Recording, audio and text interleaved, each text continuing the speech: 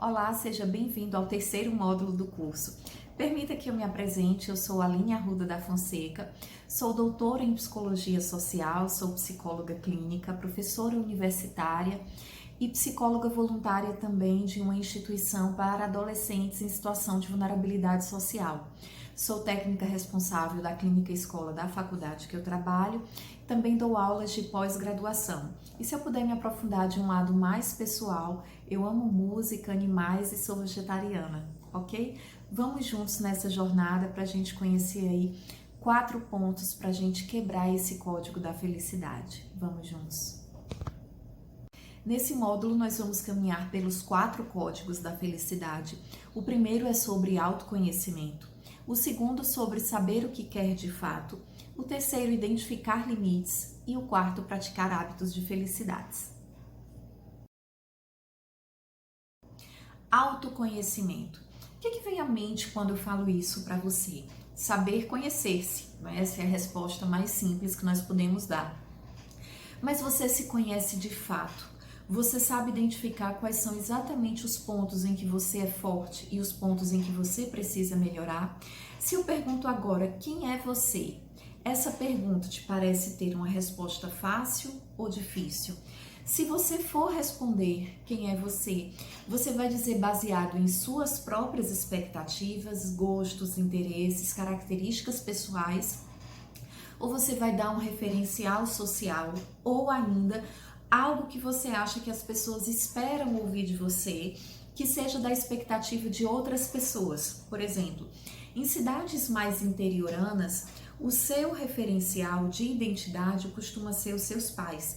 Por exemplo, é Maria, filha do seu Zé da padaria. Há uma referência social nesse contexto.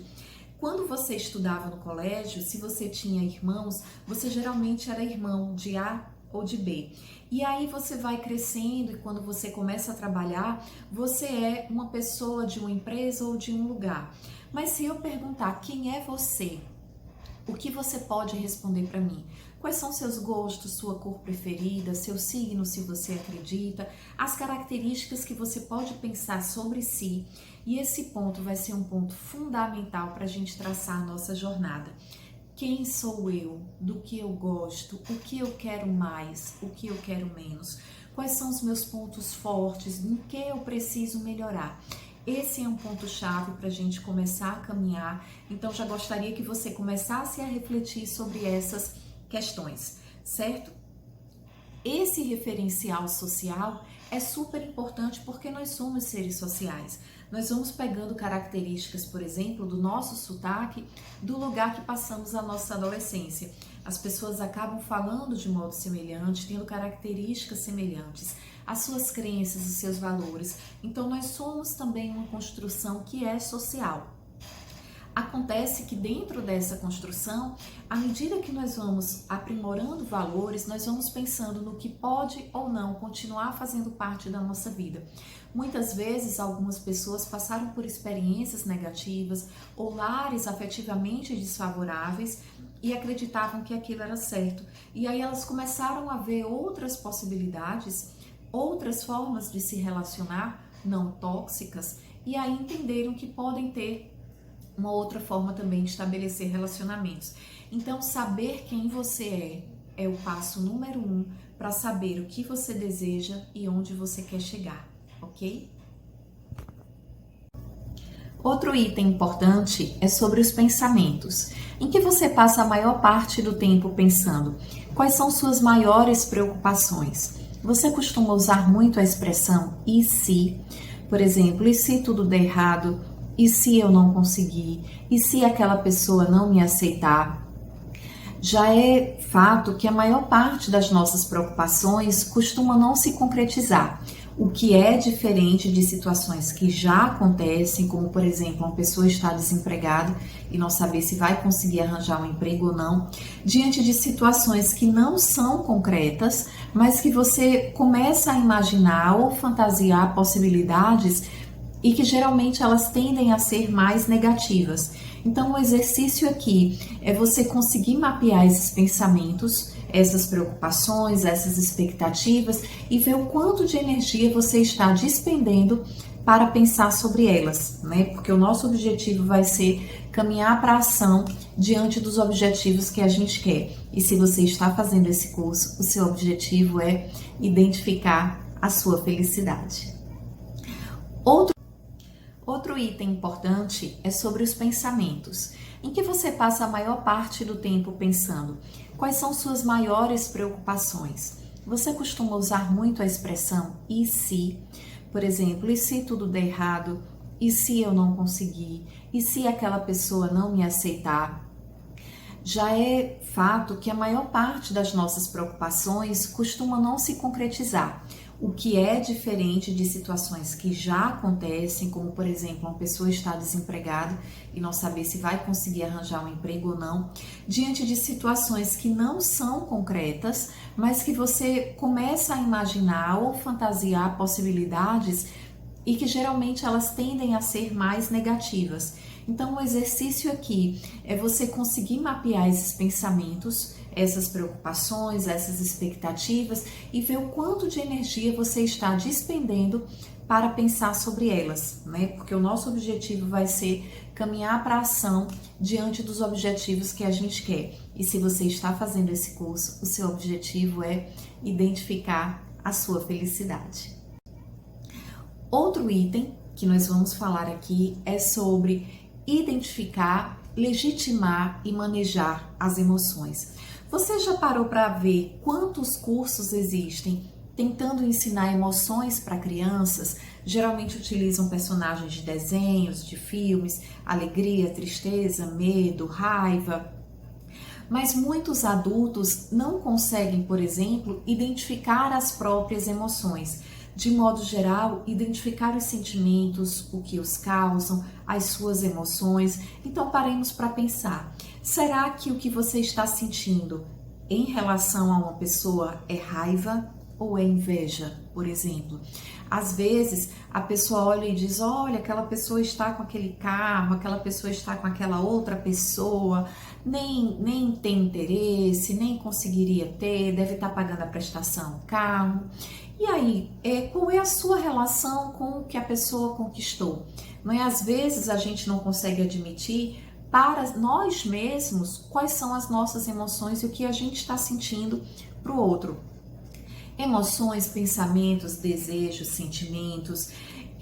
Quando que uma situação pode ser frustração e medo de abandono disfarçado de agressividade? A agressividade, por exemplo, ela é uma característica de comunicação sobre algo, né? Uma criança, quando tem um comportamento muito agressivo, ela geralmente está tentando falar sobre algo que não está agradando, mas ela não consegue. Acontece que isso não aparece apenas em crianças. Muitos adultos têm comportamentos agressivos, brigas em bares, em estádios de futebol, no contexto familiar, por não conseguir lidar com uma situação. Às vezes houve um problema no trabalho, levou uma bronca, um grito, um desrespeito de um chefe e por não poder devolver, né, numa forma de agressividade, ele chega para o seu chefe, ele chega em casa e faz o quê? Vai brigar, gritar, discutir com a esposa, com os filhos, com o pet, né? É uma sucessão de acontecimentos. Mas então, de fato, essa agressividade, ela está comunicando essa frustração que a pessoa sentiu no ambiente de trabalho. Quando que é, por exemplo, ciúmes num relacionamento disfarçado de cuidado? Eu não quero que você use essa roupa, mas é por cuidado.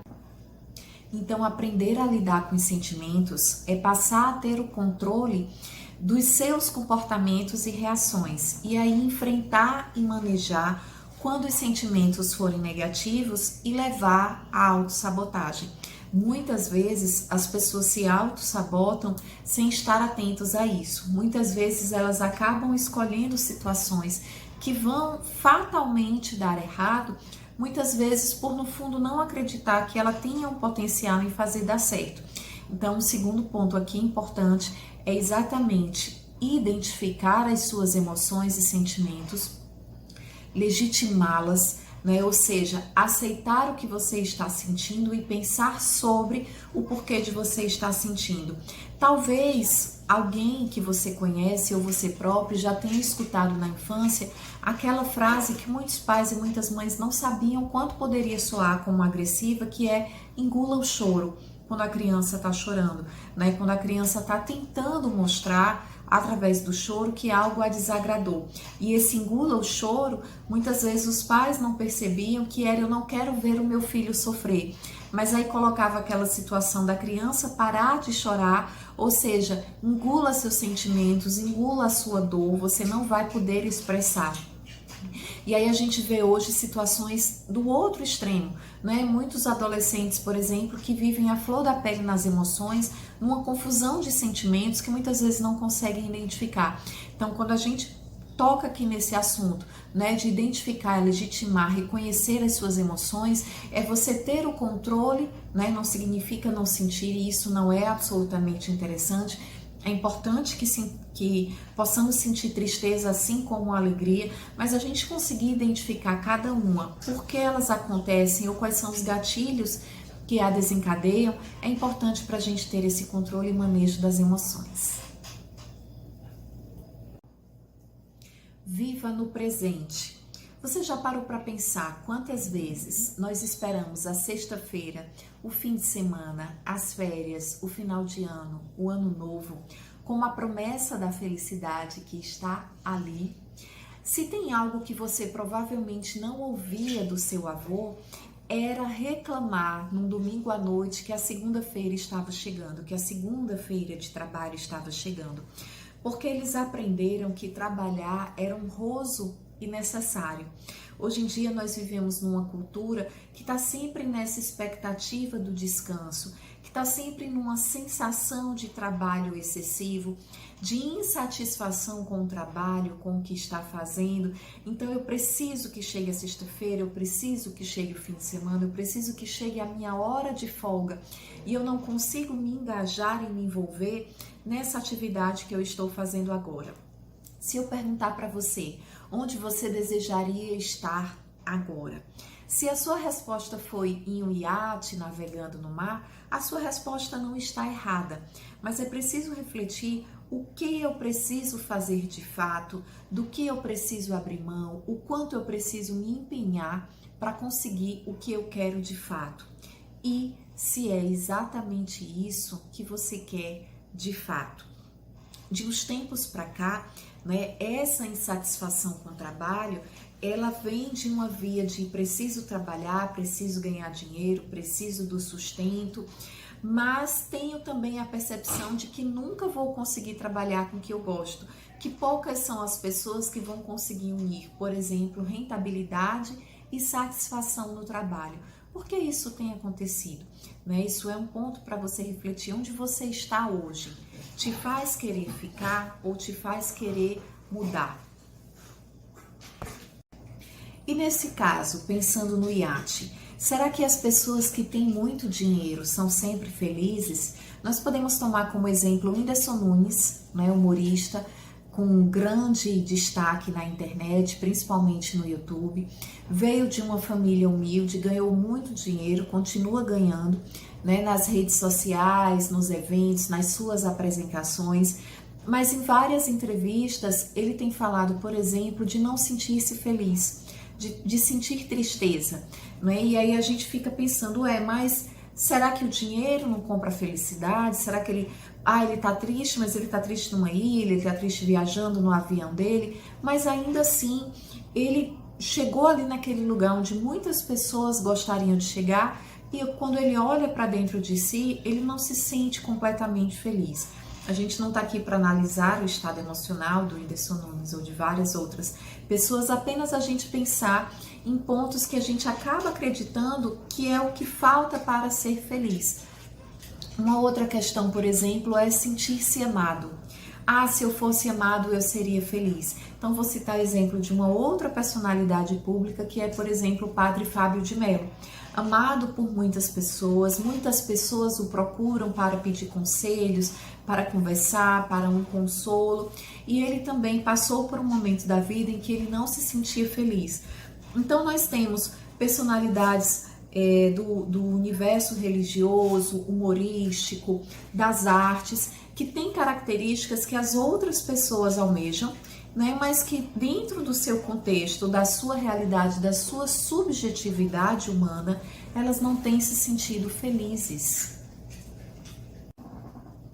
Um quarto ponto, dentro do processo do autoconhecimento, é aprender a lidar com fatores que possam interferir na sua qualidade de vida. Por exemplo, ansiedade, insegurança e timidez. No exemplo anterior, falamos de duas personalidades que descreveram sentir tristeza, mas muitas pessoas hoje em dia sofrem de ansiedade, né? De ansiedade, de depressão, e a gente teria que ter uma aula só sobre esse assunto, que não é o nosso objetivo aqui. É comum que as pessoas sintam ansiedade em diversos momentos da vida. Por exemplo, antes de uma entrevista de emprego, antes de encontrar alguém que estava numa expectativa muito grande, em situações que você não sabe o que vai acontecer. A ansiedade, ela é uma expectativa sobre algo. E muitas vezes essa ansiedade pode sim ser negativa. Estou com medo da prova que vou fazer, do resultado, do desempenho, do exercício, da atividade que eu fiz e que será avaliado. Essa avaliação é um olhar do outro sobre mim. Ela pode muitas vezes provocar essa insegurança.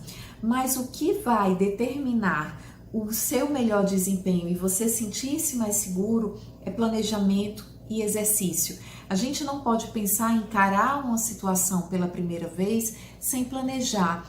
E tudo, quando a gente pensa, como aquela pessoa desempenha bem o seu papel, a sua função, significa que ela estudou, que ela treinou, que ela se exercitou e sim, que ela errou também. Encarar o erro como uma possibilidade de aprendizagem é um passo muito importante nesse processo. Sofrimentos emocionais têm diversas causas diferentes e a gente não pode nem deve estar imunes a ele, né? Por exemplo, uma perda de um ente querido, de um pet, de um emprego, de um relacionamento, são fatos na vida que vão acontecer e muitas vezes vão deixar a pessoa mais ou menos desestabilizada, né? Saber retornar ao seu ponto de equilíbrio, a como você funcionava antes, como é que eu reagia diante dessas situações, ou diante de uma situação completamente nova, como eu posso reagir? E isso tem um ponto muito importante que chama-se rede de apoio social. Muitas vezes não é aquela pessoa que está tão próxima a você. Às vezes é um amigo, um parente mais distante, um colega de trabalho ou de estudo, mas ter uma pessoa que você possa contar e que você também possa, né, solidarizar-se, dar um pouco da sua ajuda, do seu auxílio a essa pessoa, conectando-se presencialmente, né? A gente tem hoje essa possibilidade incrível que é a conexão virtual, mas a conexão no sentido emocional, de ter empatia, ela é muito importante, né, para a gente conseguir lidar com essas situações que eventualmente possam acontecer, né? Então, tente identificar quais são seus pontos fortes, tente reconhecer aquilo que você gostaria de mudar, identifique seus sentimentos, conecte-se com o tempo presente que você está hoje. Muitas vezes as pessoas ficam almejando aquele futuro ou presas no passado e esquecem de realizar e de traçar os caminhos que precisam ser feitos